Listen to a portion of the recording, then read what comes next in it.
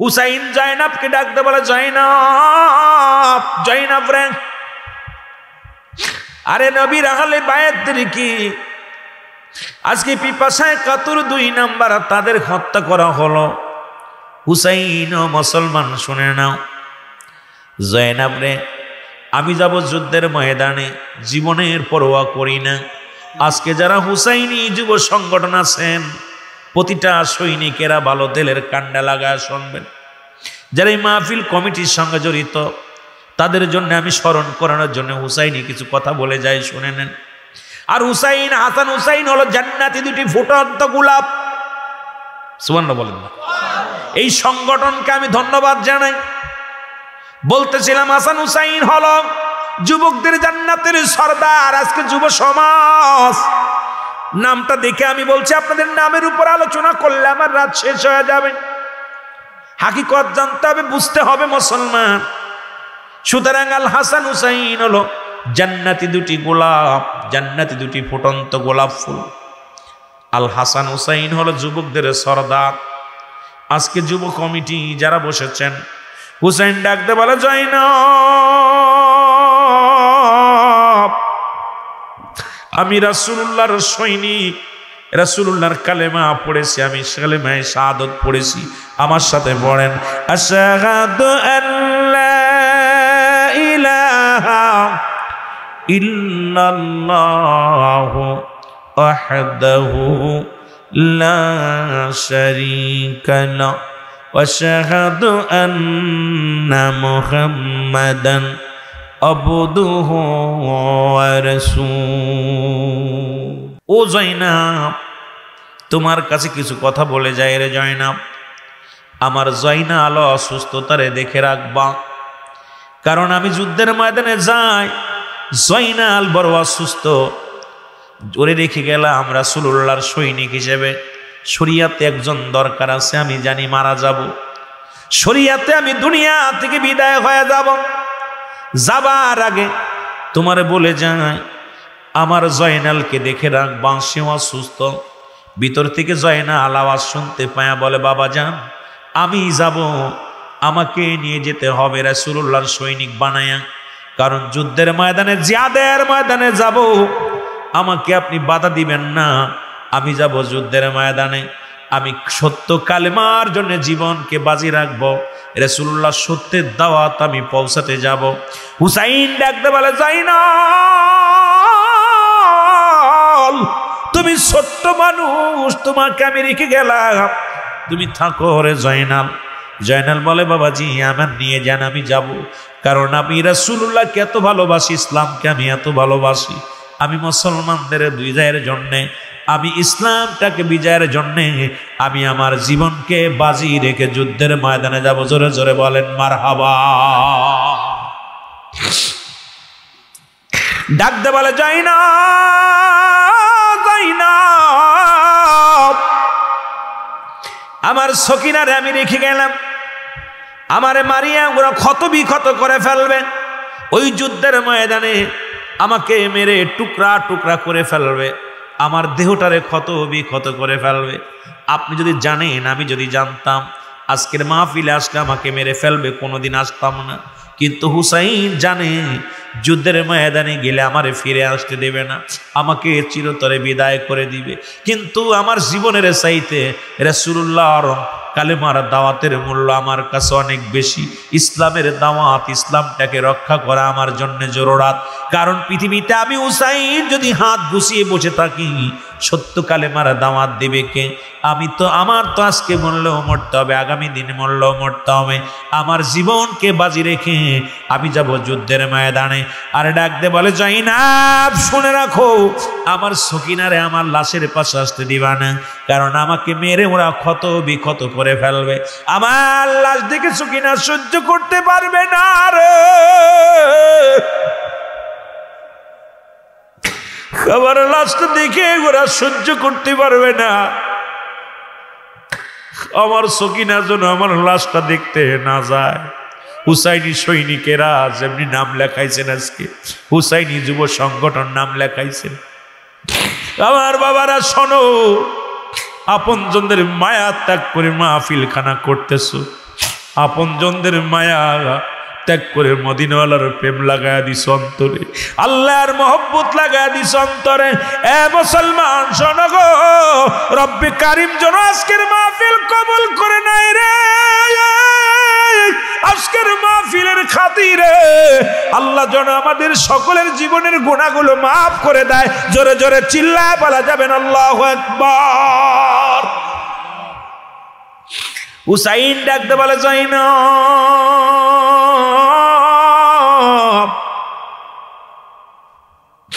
আমাকে হত্যা করবে। একটা দাবি করে যায়, পৃথিবীর কোন মানুষের কাছে আমাদের বিচারের দাবি চাবি না, পৃথিবীর কোন মানুষের কাছে আমাদের বিচারের জন্য দাবি করবি না, কারোর কাছে দন্না দিবি না। যদি ফিরে যেতে পারো তাহলে মদিনাওয়ালার রওজার পাশে যায়া আমি হুসাইনের সালামটা পৌঁছায় দিবা। ইয়া রাসূলুল্লাহ, ইয়া হাবিবাল্লাহ, আপনার হুসাইন ইসলামের জন্যে, কালেমার জন্যে আরে আপ দুনিয়া থেকে বিদায় হয়ে গেছে। আরে আমরা আজকে খান থেকে শপথ করব আল্লাহ। হুসাইন ডাকতে বলে যাই না,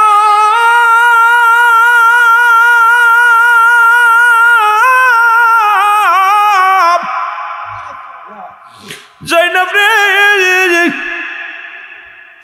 আমি যে যুদ্ধের ময়দানে রে জয়নব,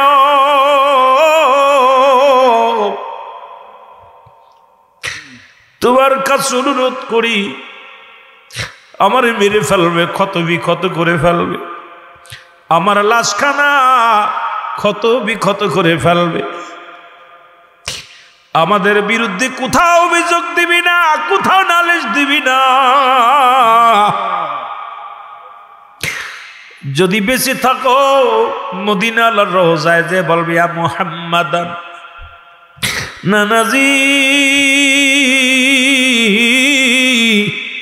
ওই নানাজির কদম মুবারকে আমাদের নালিশ পৌঁছায় দি। ডাকতে বলে যায় না, আমার রাসূলুল্লাহর পাগড়ি মুবারক নিয়ে আসো। এ হুসাইনি সৈনিক শোন। হুসাইন ডাকতে বলে না যায় না, আমার নবীজির পাগড়ি মুবারক নিয়ে আসো। পাগড়ি মুবারক নিয়ে আসলেন, পাগড়ি মুবারক হাতের মধ্যে নিয়ে হুসাইন চোখের পানিগুলো ছেড়ে দিছে টাস করে। নানাজি, ও নানাজি, আপনার পাগড়ি মুবারক আমার হাতের মধ্যে গো নানাজি। এই মনে হয় জীবনের শরীয়তের চোখ দিয়ে দেখা।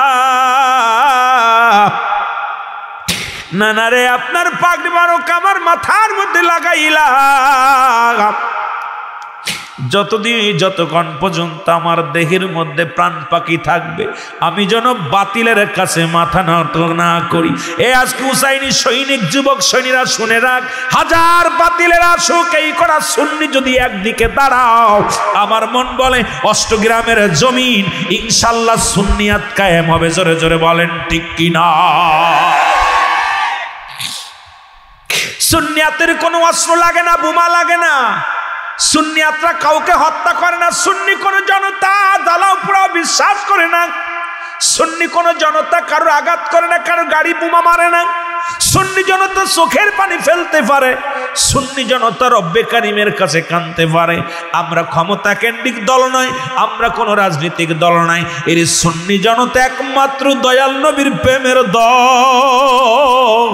আর সুন্নি জনতা হলো আমরা রাসূলুল্লাহর প্রেমের দল, আমরা দয়াল নবীর প্রেমের দল, আমরা আল্লাহর গোলাম। ও রব্বে কারিম, তোমার হাবিবকে ভালোবাসে যদি জীবন বাঁচতে হয় বাঁচবো, যদি মরতে হয় মারব। জোরে জোরে বলো ঠিক কিনা? আমার যুবক ভাইরা শোনো না, হুসাইন ডাকতে বলে যাই না, আমার আব্বা জানের জুলফিকার মুবারক নিয়ে আসো। শেরে খোদা হযরত আলীর জুলফিকার মুবারক আনা হলো। হুসাইন হাতের মধ্যে নিয়া, তরবারিটা হাতের মধ্যে নিয়া উপরের দিকে তাকায়া ডাকতে বলে রব্বে কারীম, যে তরবারি দিয়ে আমার বাবা জান সারা জীবন যুদ্ধের ময়দানে যাইয়া সত্যের জন্য লড়াই করেছে, যে তরবারি দিয়া ইসলামের জন্য জীবনকে বাজি রেখেছে, যে তরবারি নিয়ে হাজার সৈনিকের সঙ্গে মোকাবেলা করেছে, এ আল্লাহ সেই তরবারি আমি হুসাইন হাতের মধ্যে নিলাম, যতক্ষণ পর্যন্ত আমার আব্বা জানের জুলফিকার মুবারক আমার হাতের মধ্যে থাকবে আমি যেন যুদ্ধের ময়দান থেকে পলায়ন না করি। জোরে জোরে চিল্লায়া বলা যাবে না মারহাবা। হুসাইন ডাক দিয়ে বলে, যাই না জাইনাব রে, আমি রামজার বল্লভ মুবারক নিয়ে আসো। বল্লভটা হাতের মধ্যে নিয়ে ডাকতে বলে, আল্লাহ আমি রামজার বল্লভটা আমার হাতের মধ্যে নিলাম, যে বল্লভ নিয়ে সারা পৃথিবীর মধ্যে আমির হামজা কাঁপিয়েছে মানুষদেরকে, যিনি রাসূলের এক হাত দিয়া পৃথিবীর মধ্যে একদিকে দাঁড়াইছেন আর একদিকে হাজার হাজার সৈন্যের সঙ্গে মোকাবেলা করার জন্য রাসূলের চাচা আমির হামজা, যিনি শাহাদতের পেয়ালা পান করেছেন, জীবনে কোনোদিন ভয় করেন নাই, রাসূলকে বুকে আগলে রাখছে, বলে আমি বেঁচে থাকতে আমি আমির হামজা বেঁচে থাকতে আমার ভাতিজার গায়ে যদি একটা টুকা লাগে রে, আমি আমির হামজা রব্বি কারীমের কাছে কি জবাব দিব? আমির হামজা আগে দুনিয়ার মধ্যে যতগুলো তীর এসেছিল বুকটা পেতে দিয়া বলি, ইয়া রাসূলুল্লাহ, ইয়া হাবিবাল্লাহ, আমি জীবন দিয়া দিতে পারি আপনার জন্য, শুধু শুধু ইসলামের জন্য, রাসূলুল্লাহর জন্য আমির হামজা জীবনটা দিয়ে দিছিল, যার গোস্তগুলো টুকরা টুকরা করে ময়দানে সারানো হয়েছিল, যার কলিজাটা ছিঁড়ে এ মুসলমান আবু লাহাবের বিবি, এ মুসলমান কলিজাটা টান্দে ছিঁড়ে তাজা খেয়েছিল, এত কষ্ট দিয়েছে রে, এই কথাগুলো বলতে গেলে বড় কষ্ট হয়। মুসলমান যুবক বাবারা, সৈনিকেরা শুনে নাও, এত কষ্ট পেয়েছে তবু যুদ্ধের ময়দান থেকে পলায়ন করেন নাই, কারণ পৃথিবীর মধ্যে মুসলমানের জন্য, ইসলামের জন্য লড়ে গেছে, কোরআনের জন্য তারা লড়ে গেছে, তারা পৃথিবী নিজের জন্য লড়ে নাই, নিজের ক্ষমতার জন্য লড়ে নাই, রাসূলুল্লাহর মহব্বত তারা বুকে ধারণ করে জীবনকে হাসি মুখে দিয়া গেছে। আমিও চাই আজকে যারা হুসাইনি যুব সংগঠন আজকের মাহফিলে নাম ডালা খাইছো, কিয়ামত পর্যন্ত সত্য ইসলামের জন্য, সুন্নিয়াতের জন্য জীবন দেওয়ার জন্য প্রস্তুতি আছো কিনা? নিজেকে ভয় করলেন না ও মুসলমান, শত্রুপক্ষের হানা দিলেন, কত তীর বর্ষা গায়ের মধ্যে লাগলো। ঐতিহাসিকগণ বলেন 72টা তীরের আঘাত লাগছে, 21টা মুসলমান বল্লভের আঘাত লাগছে, 33টা তরবারির আঘাত আছে গায়ের মধ্যে। এত পরিমাণ আঘাত তার গায়ের মধ্যে দিছে, হুসাইন জমিনের মধ্যে পড়ে গেছে। শেমর, যিনি ছিল দামেস্কের শাহী মসজিদের ইমাম, এখন মুনাফিক চিনে যাবেন ধীরে ধীরে মুসলমান। দামেস্কের মসজিদের ইমাম ছিল শেমর। এ মুসলমান শুনে নাও, এজিদ ছিল দামেস্কের মসজিদের ইমাম। কে ছিল? যিনি 1.25 লক্ষ মানুষ ইমামতি ছিল, এই 1.25 লক্ষ মানুষের ইমামতি করছে, নাম ছিল তার সে মুসলমান এজিদ। যুবক আল হাসান আল হুসাইন আবে জান্নাতের সরদার। 18 বছরের যুবক 16 বছরের যুবতী হবে জান্নাতি। সুবহানাল্লাহ। আপনাদের এই নামের উপরে যদি ওয়াজ করি রাত শেষ হয়ে যাবে। ঈদে মিলাদুন নবী সাল্লাল্লাহু আলাইহি ওয়াসাল্লাম। ঈদ মানে আনন্দ, মিলাদ মানে জন্ম বৃত্তান্ত। ঈদে মিলাদুন নবী সাল্লাল্লাহু আলাইহি ওয়াসাল্লাম আজকে উপলক্ষে যে মাহফিল কবরবাসীদের স্মরণে, যে দেশে গেলে মানুষ কোনো দিন আর ফিরে আসে না, যে দেশে গেলে মানুষ আর আসার সম্ভব নয়, যে দেশে গেলে মানুষের বিচার হয়, যে দেশে গেলে হিসাব হয়, যে দেশে গেলে মানুষ আর কোনো দিন ফিরে আসে না, সেই দেশবাসীর জন্যে মাগফিরাতের মাহফিল। জোরে জোরে চিল্লায় বলো মারহাবা। এখন ঈদে মিলাদুন নবীর দলিল দেওয়ার জন্য বড় আলেম দরকার হবে না, আপনারাই পারবেন। আমার সাথে পড়েন, সূরা ইখলাস দিয়ে দলিল দিবেন। বলেন বিসমিল্লাহির রাহমানির রাহিম। কুল হুয়াল্লাহু আহাদ আল্লাহুস সামাদ লাম ইয়ালিদ ওয়া লাম ইউলাদ ওয়া লাম ইয়াকুল লাহু কুফুয়ান আহাদ। সুবহানাল্লাহ। আল্লাহ বলে হাবিব আপনি জানিয়ে দেন আমি আল্লাহ এক। এখন মিলাদ মানেই জন্ম, তাহলে নবীজি একা নাই, নবী জন্ম নিছে। আপনারা সাধারণ পাবলিক প্রতিদিন রুহুল আমিনটা আনবেন, খাবার দিবেন, টাকা দিবেন, মহব্বত করে বসবেন না বাজান দেন, মাহফিলে বসে আলোচনা মুখস্থ করে নিয়ে যাবেন। যতটুকু বসে থাকবেন, যে কথাগুলো শুনবেন কান দিয়ে শ্রবণ করবেন দিল লাগায়া, এমনভাবে আলোচনা শুনবেন এটা বাড়ি নেওয়ার জন্য চেষ্টা করবেন। আমার আল্লাহর কোনো জন্ম নাই, নবীজির জন্ম আছে। আল্লাহ এক। আল্লাহ কয় হাবিব আপনি জানিয়ে দেন আমি আল্লাহ এক। আমি কারো জন্ম দিই নাই, কারো থেকে জন্ম নিই নাই, ঠিক না? কাই বলতেছে?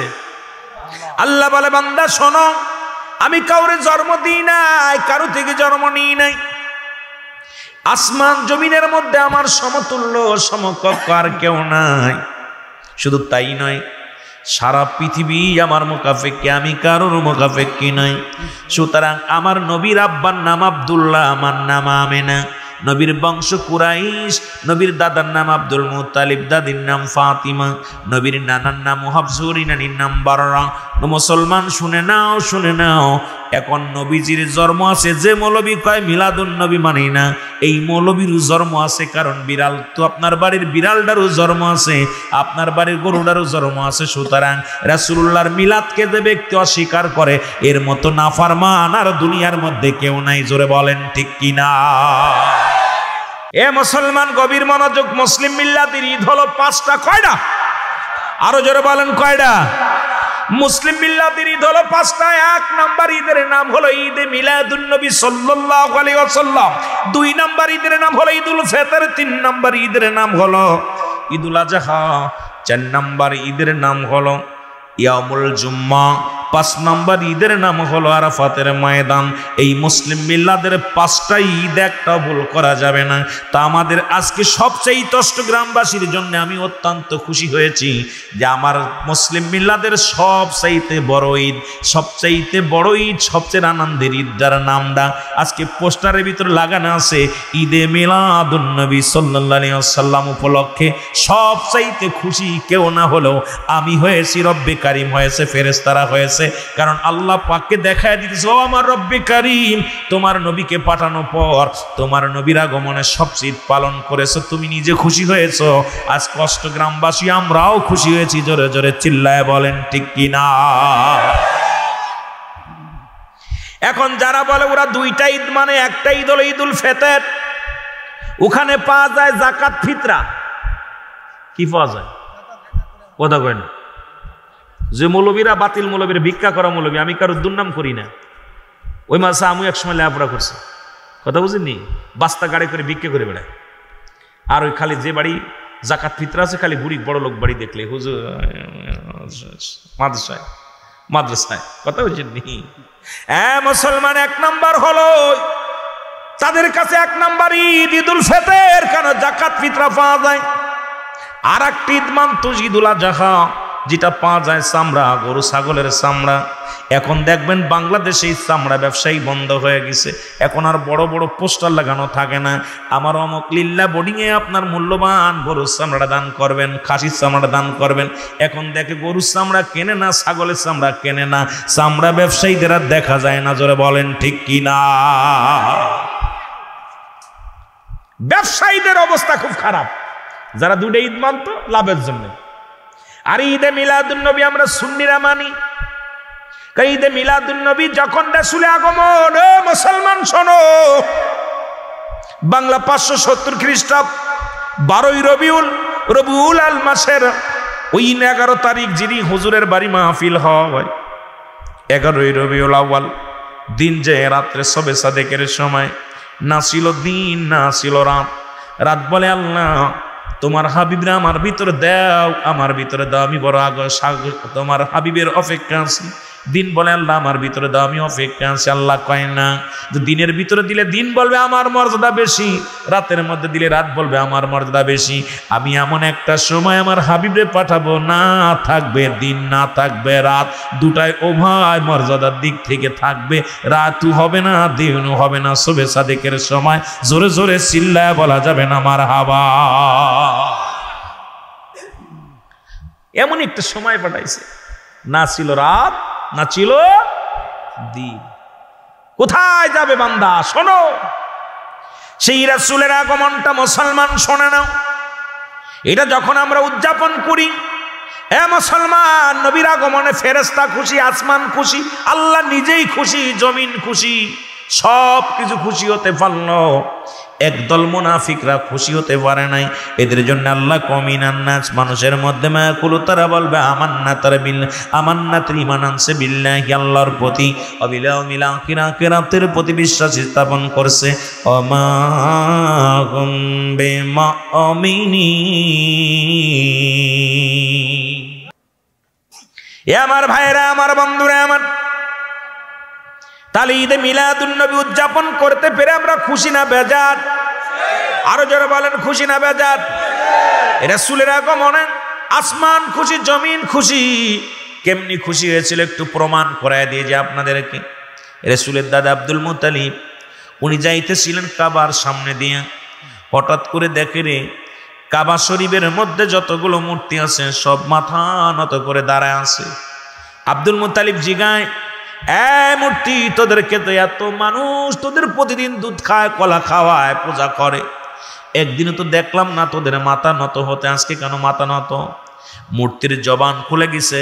যেখানে মাত্র 360টা মূর্তি ছিল কাবার মধ্যে, এই মূর্তির মধ্যে মুসলমান জবান খুলে গেছে। ডাক দে বলে, আব্দুল মুত্তালিব তুমি জানো না, আমাকে বিতাড়িত করার জন্য, আমাকে সরানোর জন্য, আমাকে ভাঙ্গার জন্য এই পৃথিবীর মধ্যে রহমতের নবী রাহমাতুল লিল আলামিন তোমার ঘরের মধ্যে আগমন করেছে। জোরে বলেন মারহাবা।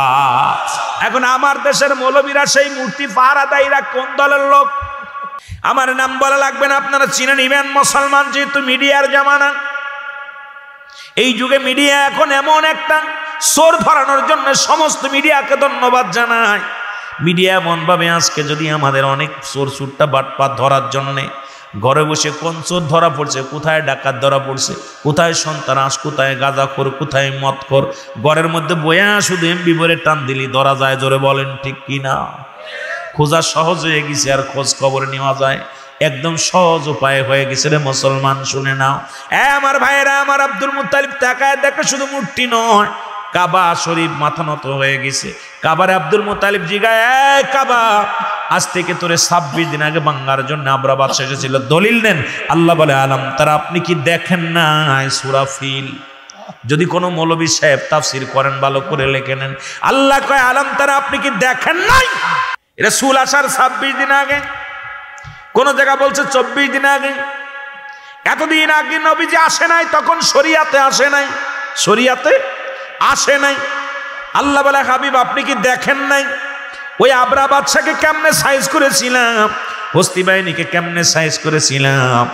আমার মুসলমান বাবারে, আমার নবীজির দাদা আব্দুল মুত্তালিব ডাক দে কয়, কাবারে তোর একটা ইট খসাইতে পারে না, একটা মাটি, একটা দেওয়াল ভাঙতে পারে নাই, আজকে কেন তুমি মাথা নত হয়ে গেল? কাবার জবান খুলে গেছে। কাবা বলে, আব্দুল মুত্তালিব তুমি খবর জানো না,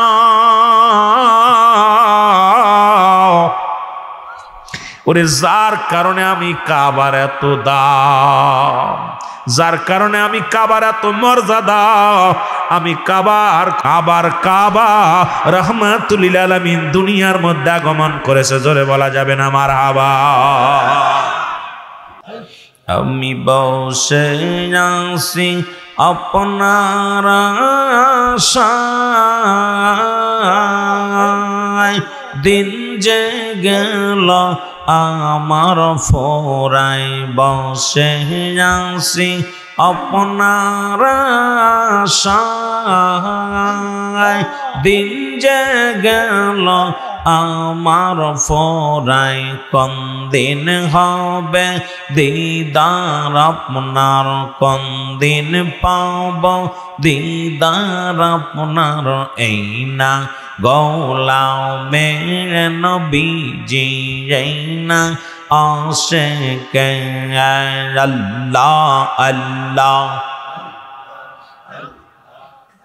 ऐरे একবার দিদার দেন নবীজি একবার দিদার দেন আল্লাহ আল্লাহ হইতাম যদি মদিনার মাটি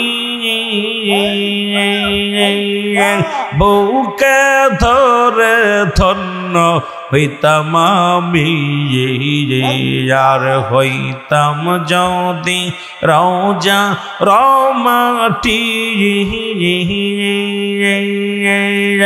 আর বুকে ধরে ধন্য হইতাম আমি কান্দিব সে দিদারে রাশে কান্দিব সে দিদারে রাশে না গৌলাও মেরে নবীজি এই না হাসে কে আল্লাহ আল্লাহ আল্লাহ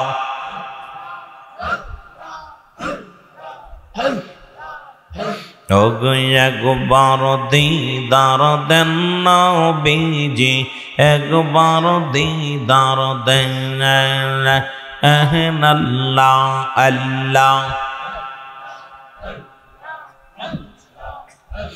রে রহমতে রিনা বিহিয়া জিয়া শিল ধরা আল্লাহ আল্লাহ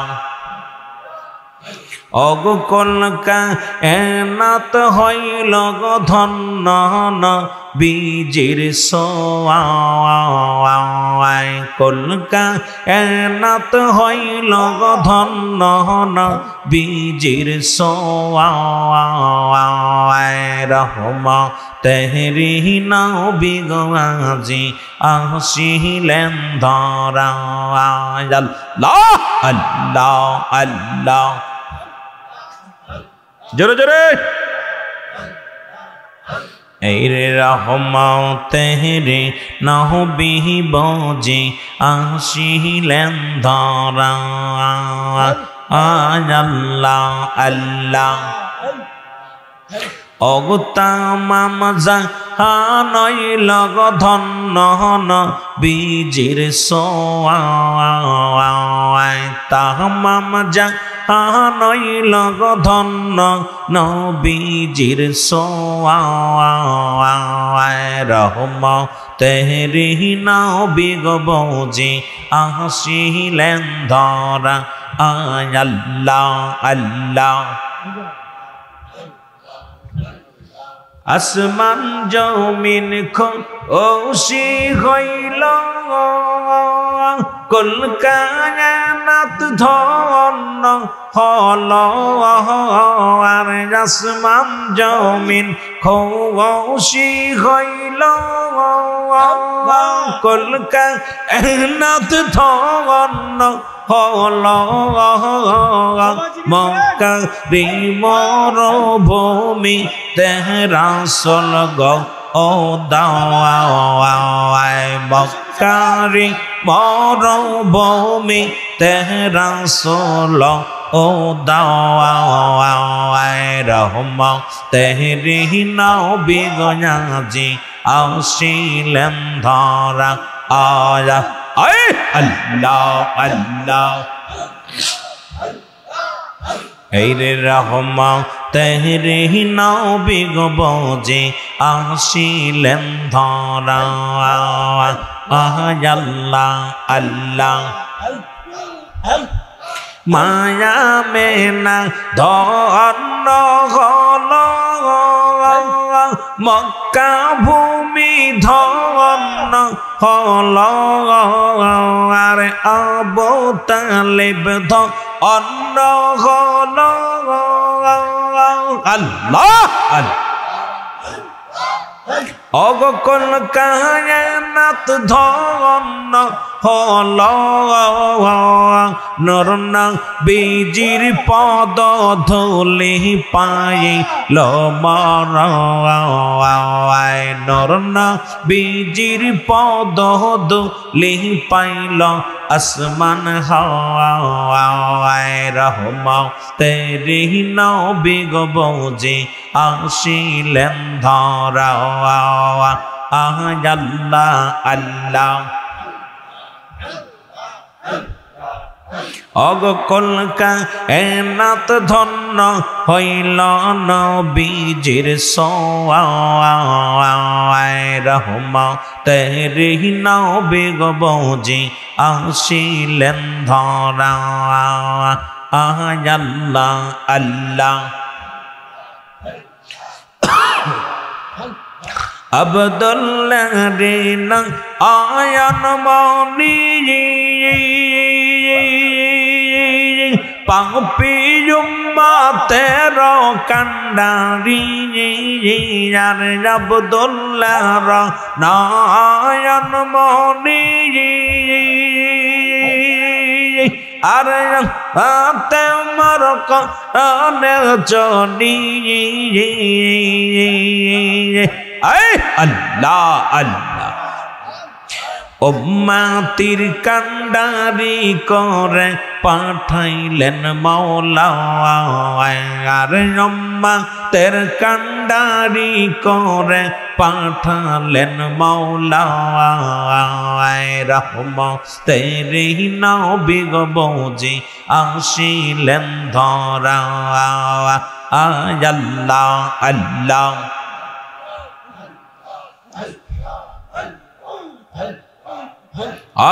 আবদুল্লাহ জিন আয়ান মনি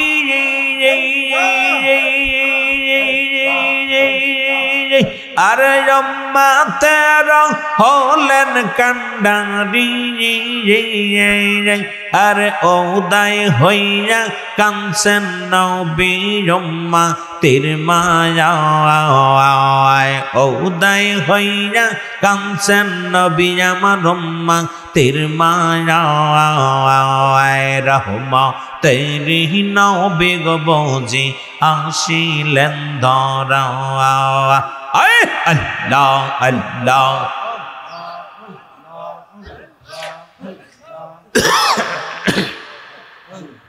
লা ইলাহা ইল্লাল্লাহু মুহাম্মাদুর রাসূলুল্লাহ সাল্লাল্লাহু আলাইহি ওয়াসাল্লাম বালাগাল উলাবি কামালিহি কশবত তুজা বিজমালিহি হসনত জামিয়া খিসালিহি সাল্লাল্লাহু আলাইহি ওয়ালি হাওয়ার গাড়ি হাওয়ায় চলে তেলের গাড়ি তেলে চলে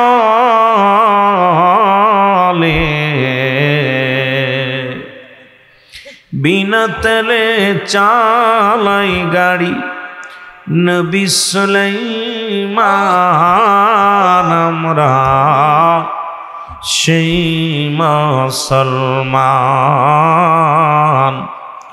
আমরা তথ্যে মুসলমান। আলহামদুলিল্লাহ, আজকের এই ওসমানপুর পশ্চিমপাড়া হুসাইনিয়া যুব সংগঠনের উদ্যোগে পবিত্র ঈদ মিলাদুন নবী সাল্লাল্লাহু আলাইহি ওয়াসাল্লাম উপলক্ষে কবরবাসীদের স্মরণে ঐতিহাসিক প্রথম বাৎসরিক সুন্নি মহাসম্মিলনে রব্বে করিম আপনাকে আমাকে মরহুম কালামিয়া মেম্বারের বাড়ি প্রাঙ্গণে রব্বুল আলামিন আপনাকে আমাকে আসার মতো বসার মতো সুযোগ দান করল। উচ্চ কণ্ঠে আওয়াজ দিয়ে বলেন আলহামদুলিল্লাহ। আজকের এই মাহফিল থেকে সালাম ও কদম মুছি জানাই কুল কায়নাতের নবী, নবীদের নবী, রাহমাতাল লিল আলামিনের পুত পবিত্র কদম মোবারকে। সালাম ও কদম মুছি জানাই বাংলাদেশের অসংখ্য হক্কানি ওলি আল্লাহদের কদম মোবারকে।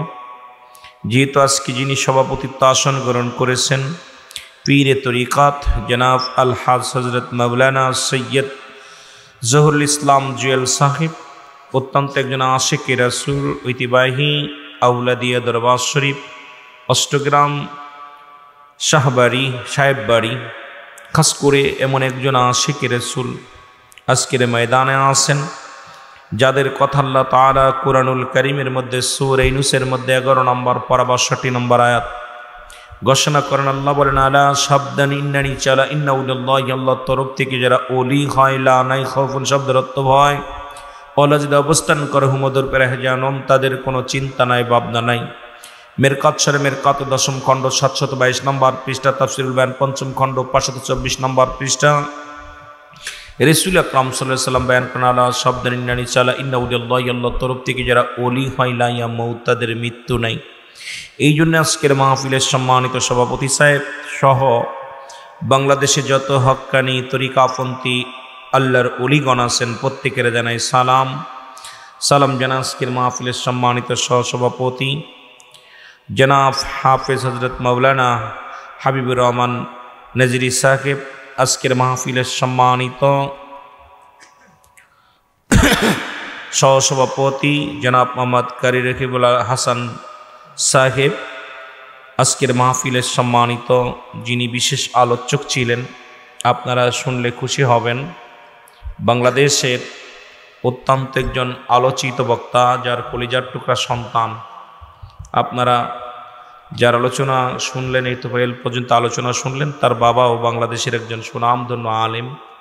এখন যিনি আলোচনা করেন, যার কলিজার টুকরা সন্তান জনাব হযরত মাওলানা মুহাম্মদ এনায়েতুল্লাহ খান কাদরি সাহেব, আবু সুফিয়ান আল কাদরির সন্তান, কলিজার টুকরা সন্তান, একজন বিখ্যাত আলেম, বাংলাদেশের সুন্নিয়াতের একজন আইকন, যার কলিজার টুকরা সন্তান আজকে আলোচনা করে গেছেন।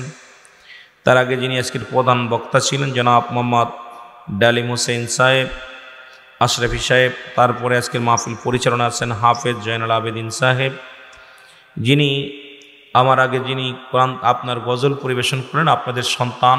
উনি আমার প্রতিষ্ঠানে চাকরি করেন, উনি শিক্ষক।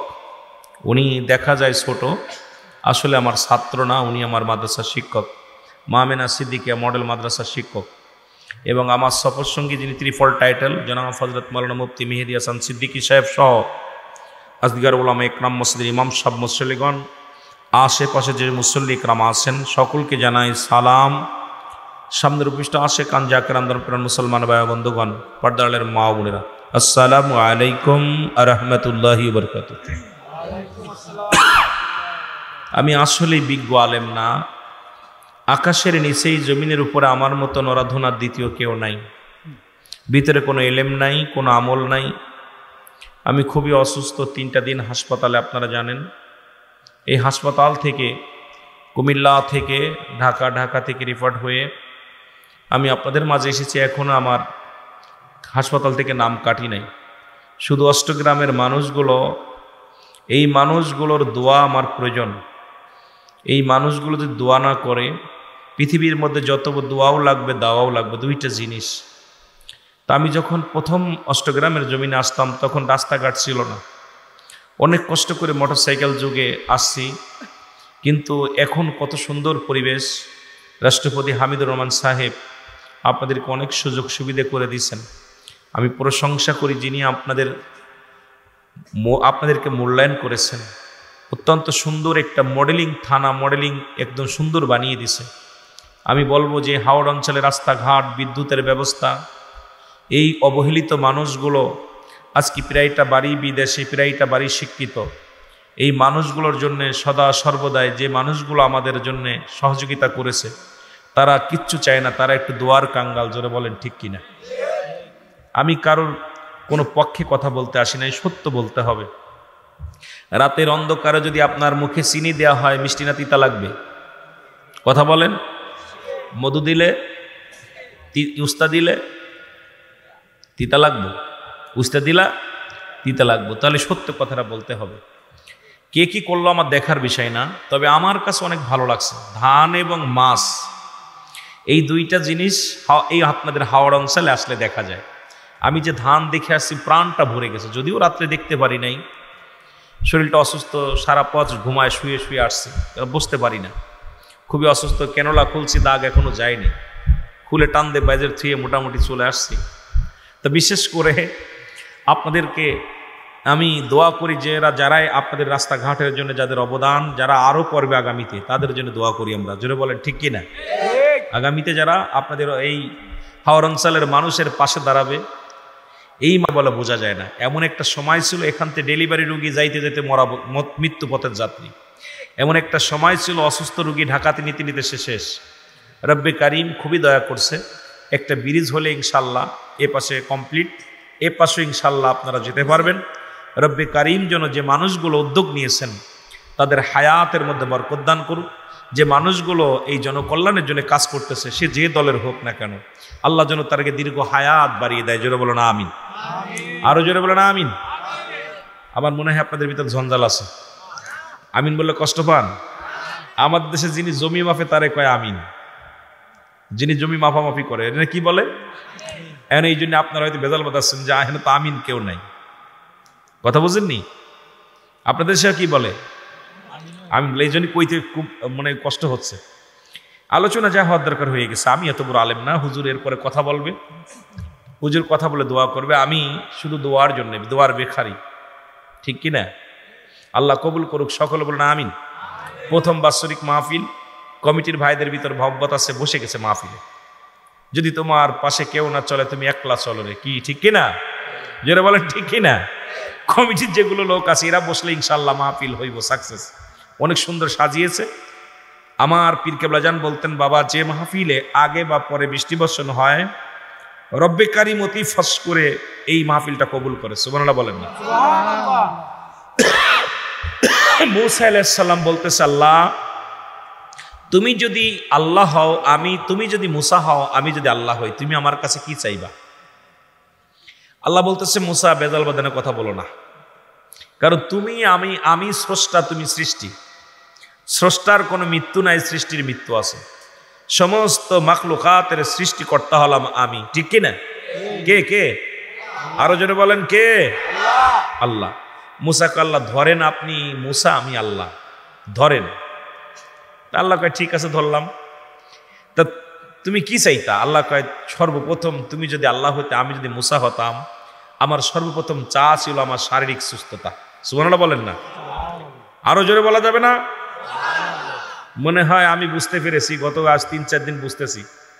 গতকাল ছিল চার বাগানে মাহফিল, যাইতে পারি নাই, মুফতি মাসুদুর রহমান সাহেব করেছে। সরাইল মাহফিল আসতে পারি নাই, ব্রাহ্মণবাড়িয়া মাহফিল আসতে পারি নাই, সব ক্যান্সেল। এত আমি পীর সাহেব হুজুর আমার জন্য দোয়া করছি, গোটা মানুষ আপনার জন্য দোয়া করছে আমার জন্য। এই দোয়ার খাতিরে আমি উঠে দাঁড়িয়েছি। এই প্রোগ্রামগুলো মিস করেছি, আর আসতেও পারিনি, সবাই কষ্ট পেয়েছে। গতকালকে ছিল 2টা মাহফিল, তার আগের দিন 2টা মাহফিল, আর যে মাহফিলটা ক্যান্সেল করছে ওটাও 2টা মাহফিল করে, একটা মাহফিল শেষ করে আরেকটা মাহফিল আমার পরে ফরিদি সাহেব মাইক ধরছে, আরেকটা মাহফিল কেবল যে কথা বলে ভূমিকা দিয়ে একটা গজল গেয়ে শুরু করছে আলোচনা। হঠাৎ করে আমি অসুস্থ বিছনায় মোটামুটি পড়ে গেছি ডায়াসে। তো বিশেষ করে মূসা আলাইহিস সালাম এই কথাটা বলার পর আল্লাহ যে বললেন শারীরিক সুস্থতা, এটা বুঝতে পারি এখন, আগে বুঝিনি, এখন বুঝতে পারি যে যার দেহ ভালো তার সব ভালো। যেটা বলেন ঠিক কিনা? গমটা বালা হয়। যার কাশি আছে রাত ধরে ঘুমাইতে না, করতে কুতি রাত শেষ, ঠিক না? যার বাত ব্যথা আছে সারা রাত ট্যাং টিপতে টিপতে শেষ। যার মাথা ব্যথা আছে এরকম, যার দেহ আছে একখান হাত যার নাই, যতই নকল হাত লাগা কই হাতের মতো আর হবে না। যেটা বলেন ঠিক কিনা? যার চোখ নাই, আর যতই নকল চোখ লাগাক আর ওই রকম চোখের মতো চোখ হবে। যার দাঁত নাই, যতই দাঁত লাগাক, ডুপ্লিকেট দাঁত লাগাক, ওই দাঁতের মতো আর দাঁত হবে। এই কথা বলেন না কেন? হবে না? হবে। এই দাঁত দিয়ে যা করা যাবে লাগানোর দাঁত দিয়ে তা হবে। কথা বলেন হবে? আহা, এটা একটা নিয়ামত আল্লাহ রাব্বুল আলামিন যা দান করেছেন, এটা একটা কি? জোরে বলেন না, কি এটা? নিয়ামত। এই নিয়ামত প্রাপ্ত বান্দাগুলো এখন বুঝতে পারি। এখন মূসা আলাইহিস সালাম বলতে, আল্লাহ তুমি বান্দারে কি খুশি, সবচেয়ে বেশি খুশি হও কার উপরে? রব্বে কারিম বললেন, আমি যখন কোনো মহল্লার উপরে সবচেয়ে বেশি খুশি হই, ওই সমাজের মধ্যে সর্বপ্রথম আমি বৃষ্টি বর্ষণ করি। সুবহানাল্লাহ বলেন না? আস্তে কইতেন না জোরে কইতেন? এই বাস্তব ওয়াজ করতেছি, নগদ নগদ ওয়াজ। মুসা আলাইহিস সালাম বলতেছে, আল্লাহ তুমি বান্দাবান্দির উপরে খুশি হইলে তুমি কি দান করো? আল্লাহ বলতেছে, মুসা শোনো, যদি কোনো মহল্লা বা কোনো বান্দাবান্দির উপরে আমি বেশি খুশি হয়ে যাই, ওই মহল্লার মধ্যে বৃষ্টি দিই। কি দিই? তাহলে এটা কার দেয়া নিয়ামত? আরো জোরে বলেন। এই পানিটুকু যদি আজকে আমলি কালার দিত বা বিএনপি কালার দিত, জামাতের পন্থী লোক দিত, মারামারি হতো কি হতো না? কথা কয় না কেন? এখন এক বদনা পানি যদি উপরে মারে, ওরে মারবেন না ছেড়ে দিবেন? যদি এক পাতিল পানি উপরে মেরে দেয়, এটা আপনার গায়ে পড়ে, ওরে আগে কিল ঘুষি। কথা কন না? ঠিক কি না? আগে হান্দাইবেন, তারপরে কথা। তো রব্বে কারিম যে এত সুন্দর রহমত দিয়েছেন আপনাদের উপরে, অনাবৃষ্টিতে মানুষগুলো যখন কাতর ছিল, সুন্দর একটা, বেশি না অল্প সিটা বৃষ্টি দিয়ে দেহটাও ঠান্ডা করছে, মাটির ধুলাবালি মারছে, রহমত দিয়েছে। খুশি না বেজার? আরো জোরে বলেন। খুশি।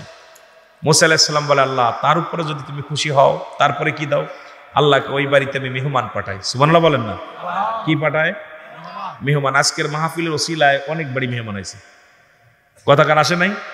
আশপাশে যে সমস্ত বাড়ি আছে, পিরাইটা বাড়িতেই জামাই আইছে। মেয়ে কয়, আজকে আব্বার আমাদের বাড়ির কাছে মাহফিল, যেতেই হবে না, আব্বা রাগ করবে, ছোট ভাই কষ্ট পাবে, বড় ভাই কষ্ট পাবে। বোন জামাই আইছে। কথা কন ঠিক কি না? অনেকের জামাই আইছে, অনেকের মেয়ে আসছে, অনেকের শালা সুমিন্দে আসছে। আসছে কি আসে নাই? যদিও বাড়ি রয়েছে, এখন আসে নাই মাহফিলে, হয়তো পিঠেটা বানাইছে, খাচ্ছে। কি কন?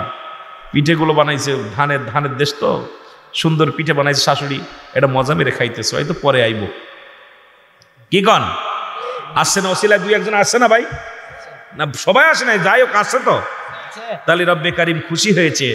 এবার রব্বে কারিমের কাছে মুসা আলাইহিস সালাম, আল্লাহ সবচাইতে যদি তুমি খুশি হও, কি দিবা? রব্বে কারিম বলে, মুসা সবচাইতে বেশি যখন খুশি হই, ওই ঘরের মধ্যে, ওই বাড়ির মধ্যে আমি বেশি বেশি কন্যা সন্তান দান করি। আসতে কইতেন না জোরে কইতেন? অনেকে কয় খালি হুজুরদের খালি মেয়ে হয়। আমি কই আমাদেরও হয় হোক, তোদের খালি ছেলে হোক, তোদের সাথে আত্মীয়তা করবো। কথা কন ঠিক কিনা? তোমরা যখন তোমাদের মেয়ের লগে আমাদের ছেলে দিব, তখন আমাদের মেয়ের লগে তোমাদের ছেলে দিবা, তাহলে বিয়েই হয়ে গেলাম। খারাপ পথ থেকে বিয়ে ফিরে পারবো। হুজুরদের হোক, আপনাদের দরকার নাই। মেয়ের আল্লাহর রহমত। জোরে বলেন না ঠিক কিনা? কার রহমত? সবচাইতে বেশি খুশি হলে রব্বে কারিম কন্যা সন্তান দান করে। এই কন্যা সন্তান যদি কোনো ব্যক্তি হওয়ার পর বাবার মুখটা বেজার হয়, ওই মেয়েটা লাভ ম্যারেজ করে।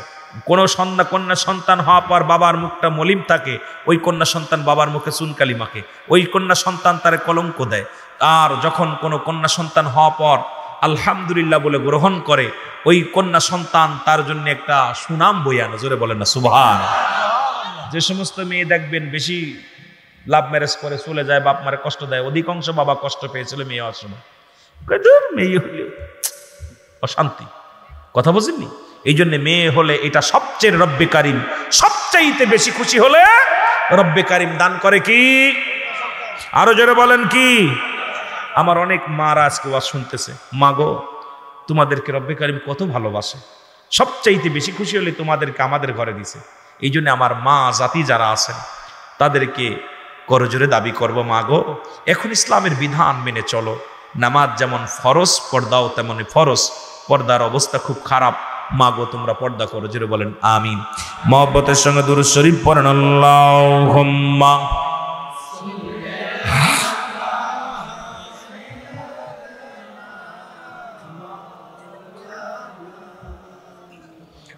ওয়ালা আলি সাইয়্যিদিনা।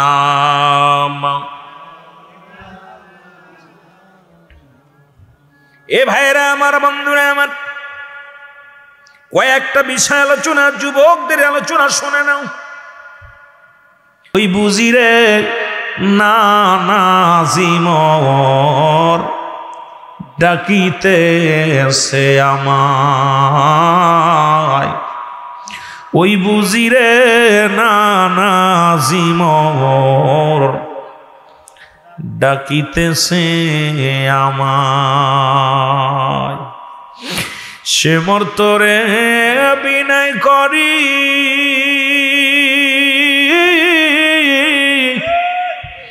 চালাস না রে গলায় ছুরি, এ গলাতে দিছেন চুমা আমারি নানা, ওই বুজিরে ডাকিতেছেন আমারি নানা, ওই বুজিরে ডাকিতেছেন আমারি নানা। যে হুসাইনি সংগঠনের জন্য কথাটা মনে পড়ে গেলে, যে হুসাইনের একটু কথা বলে আমি আলোচনা শুরু করব। মা শিকায় বাবার ওইটা তোর চাচা, মা শিকায় এটা তোর বড় ভাই, মা শিকায় বাদান এটা তোমার আপা, মা শিকায় এটা তোমার নানা, মা শিকায় এটা তোর খালা। রাহমাতুল আলামিন ইসলাম শিখাইল সেই নবীরে মাইনাস করে দিস তোরা কেমনে? তোদের কি কলিজার মধ্যে একটু কষ্ট লাগে নাই? আরে মায়ে যেমন ছোট্টবেলা গুটি গুটি পায়ে শিখায় নানা মামা খালা দাদা ফুপু ইত্যাদি ইত্যাদি, তদ্রুপ রাহমাতুল আলামিন ইসলামটাকে শিখাইল।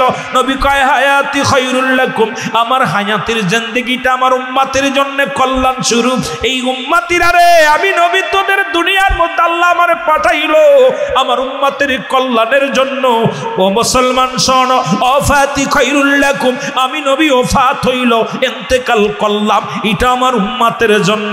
আজকে সেই মুনাফিক উম্মতিরা রাসূলকে মাইনাস করে ওদের বাপ দাদার নাম হাজির করতে চায়, তার মানে আর বুঝতে বাকি নাই এরা ওদের বংশ। কাদের বংশ? আব্দুল্লাহ ইবনে উবাইয়ের বংশ।